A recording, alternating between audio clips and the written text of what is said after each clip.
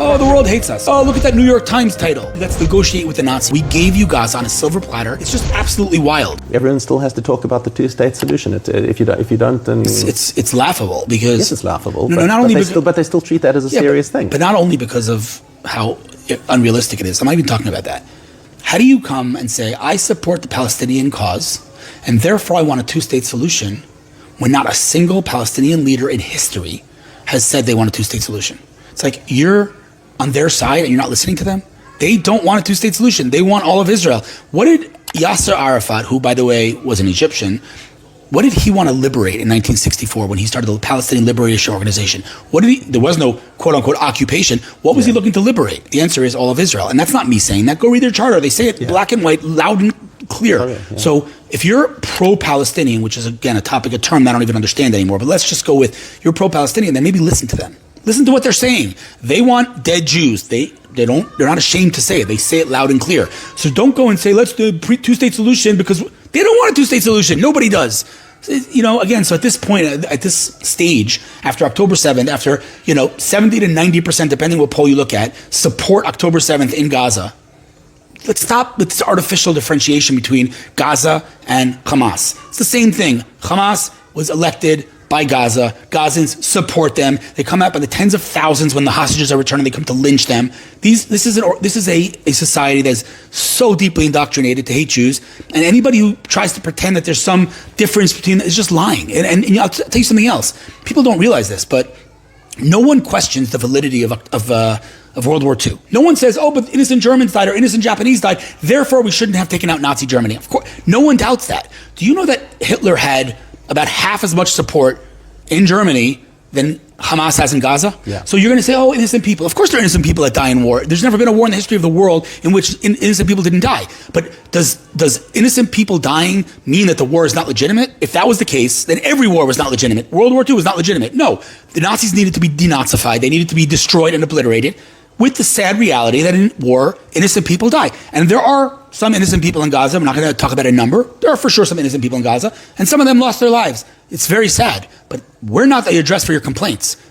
Hamas is. We do everything we do, more than any military in the history of the world, to minimize civilian deaths, including, by the way, the absurd notion of literally eliminating the element of surprise by dropping pamphlets. No one's ever done that. We do that because we want innocent people to get out of the way. What does Hamas do? They use them as human shields. So if innocent people are dying in Gaza, it's not because of us. It's because of Hamas. So address your complaints to the right place. Okay. You're giving me the arguments that I've heard, and this is all. It's important for people on our side to understand these arguments, because sometimes you have people who want to be on our side and who just don't know the arguments, and it's important to equip them with that stuff. And I think in terms of how we're addressing the outside world, I think we've got to have a vision of where we're going to, rather than just playing defense all the time. 100%. And I don't know that our side actually has a coordinated vision of where we're going to. What is our ideal end game for the situation that we're in right now? And then once we know more what we want to work towards, then we can start working about tactics of how to get there and how to shape opinion to get in that direction. And this is where it really comes to a good question, like, do you believe in the Oslo process? Do you believe in this two-state solution? And if not, then you've got to make an alternative proposal. Where are we going to get to? What's our end game going to be to bring peace to the Middle East? So first of all, I call what you're describing a narrative, right? Our enemies have a clear narrative. You're oppressing us, free Palestine. That's it. That's their whole thing. Now, of course, it's a lie, but you don't have to be a rocket scientist to understand that. You could be a 3-year-old kid or a 95-year-old grandmother, and you'll understand you are oppressing us, free Palestine. Easy, right? Mm-hmm. What's our narrative? Oh, the world hates us. Yeah, the world hates us. So yelling about the world hating us accomplishes nothing because the world hates you, right? Oh, look at that New York Times title. Who cares? Like, what is our narrative? We don't have a narrative, and whatever we have is completely fragmented. So to me, that is the most fundamental problem as it pertains to winning this PR war. Let's define a narrative. To me, our narrative is very clear. I think we have to stop apologizing and start to own the light that we've brought to this world, and just own it. Like, we objectively, Nobel Prizes, cancer research, anytime there's a natural disaster, the Jewish people have been nothing but a source of light. It's time you stop apologizing for that and own that. That should be our narrative. As far as bringing peace to the Middle East, I push back on the premise of the question. There's not going to be peace in the Middle East as long as that society is not denazified from the ground up. You defeat them. You defeat evil. That's how you get peace. Okay, so but then that's your goal. That's your goal there. Completely defeat it. It's not my goal. Look at any evil that existed in history. No one said, let's negotiate with the Nazis. Defeat the Nazis, and then there'll be peace. Denazify Nazi Germany, then there'll be peace. Same thing in Japan. There is precedent. So we need to destroy, I don't want to say Gazans, because again, there are some innocent people. Destroy Hamas and anybody who supports Hamas in any way, shape, or form. Remove that threat from Israel's borders. Leave around the moderates, and if the moderates are, the numbers that I think they are, which is very, very low, get them the heck out of Gaza. Go to your brothers in Egypt or in Jordan or anywhere else. We are not going to take you anymore. You're sitting on our border. We gave you Gaza on a silver platter. Instead of making it into a paradise, a Singapore, you turned it into a complete terror base. That's your problem. That's not our problem. You could have done what you say you want, your own state. You could have had it. You decided not to. It's not my problem. So we need to defeat them, period. What about annexing territory? It's all ours. We won wars. We took land. Right. We, out of our own, kindness of our heart, gave it to them, and now they're using it against us. Goodbye. Period. Right. And that's, so this is exactly the point over here that I've said many times. Hamas is not deterred by loss of life, by loss of building. The only thing that hurts is loss of land. Correct. And that's a fundamental thing in Islamic philosophy, is that you know that God is on your side because you're winning the wars and you're taking land. That's one of the proofs that they use for that Muhammad must have been telling the truth, because look how many wars they won, the meteoric rise of Islam and how they took over territory.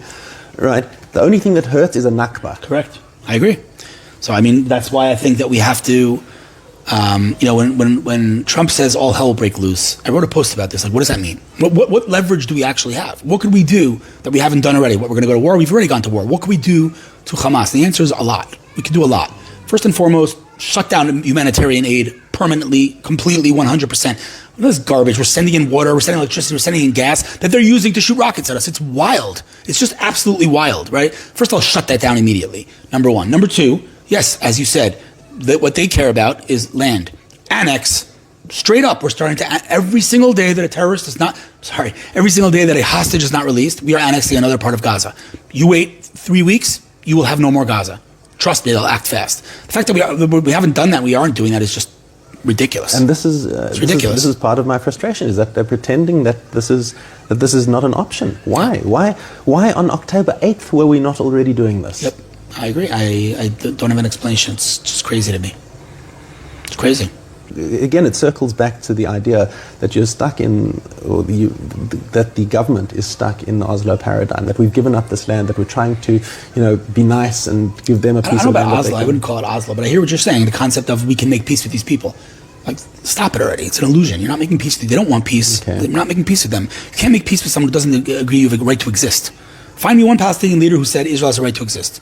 Never happened. They don't want us to exist, period. اللهم عليك بيهود اللهم عليك بيهود شل أركانهم ودمر كيانهم ومزق أمرهم واجعل بأسهم شديدا اللهم مكننا من رقاب يهود اللهم مكننا من رقاب يهود اللهم مكننا من رقاب يهود اللهم عليك بالكفار والملاحدة والمشركين أحصهم عددا واقتلهم بددا ولا تغادر منهم أحدا. You can't make peace with someone who doesn't want you to live.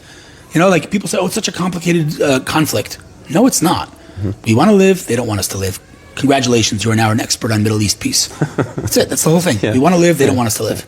It's ridiculous. So it's just absolutely ridiculous. There's no peace with them. But let's extrapolate from Gaza to West Bank. The Palestinian Authority has the same view. So we have to learn from October 7th and not let that happen. But there's no difference. And I'll say something even further. This is going to offend some people, but someone just told me they were speaking to someone who's ex-Muslim, right? I think they're Christian now, and they said they all hate us. Some of them do a really good job hiding it, but they all hate us, including Israeli Arabs. And I can tell you a story. I was on the way to work, and I stopped off at a gas station, just get gum or something. And the person behind the bar behind the counter was Muslim, Arab. So it just happened, this terrorist attack, and we talk about it, right? So I said, "Oh, it's so sad. What happened this morning?" He goes, "Yeah, you guys got to stop making up fake pictures and planting knives on innocent people and pretending they stabbed someone." This is a guy working in an Israeli gas station. And so I'm not saying, God forbid, that there's no Muslims or Arabs out there that don't hate Jews. Of course there are. And there's Muslims who serve in the army. Correct. collectively speaking, it's in their ideology. It's them. It's the Quran. Go read the Quran. Their mission is to eliminate all Jews, as it says, behind stones and behind trees. And there's no sugarcoating it. Some people are very good at hiding it.